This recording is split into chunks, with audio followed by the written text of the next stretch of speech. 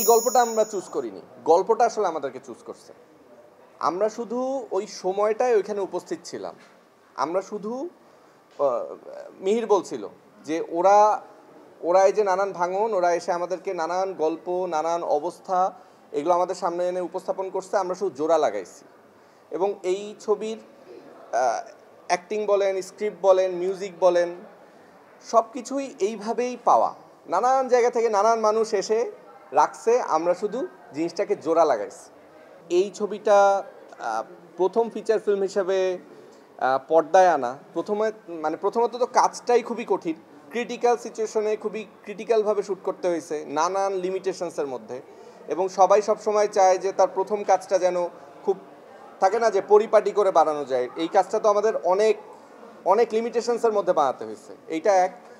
আর এইটার যে subject, personally আমি বা আমাদের একটা সময় নিতে হয়েছে যে আচ্ছা ঠিক আছে এইটা আমাদের জীবনের প্রথম ফিচার ফিল্ম।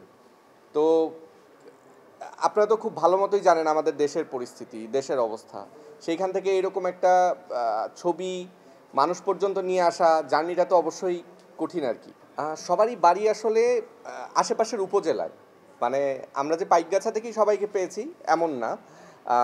আমরা ওই গ্রাম থেকে প্রথমে মানুষ নিয়েছি, তারপর দেখা গেছে ওই গ্রামে একজন যাত্রাশিল্পী যে কিনা প্রশান্ত, মানে নায়কের বাবা, তাকে আমরা যখন পাইলাম সে তখন আমাদের পরিচয় করালো পাশের উপজেলার একটা এরকম যাত্রা দলের সাথে। সেখান থেকে আমরা যাত্রাশিল্পী পেলাম, আমাদের নায়িকাকে পেলাম, তারপর চিরঞ্জিতকে পেলাম, আমাদের আরেক নায়ক রুদ্র মানে মিহির ছবিতে, ওকে আমরা পেলাম হচ্ছে আমার আরেক ফিল্ম মেকার বড় ভাইয়ের কাছে, সে হচ্ছে ধীমান ভাই, যে ওর সাথে আমার পরিচয় করে দিল। ওরা ফেউতে কাজ করছে, আরেকটা ওয়েব সিরিজ হয়েছে ইয়েতে, খুলনায়, আপনারা বোধহয় জানেন, সুন্দরবনে।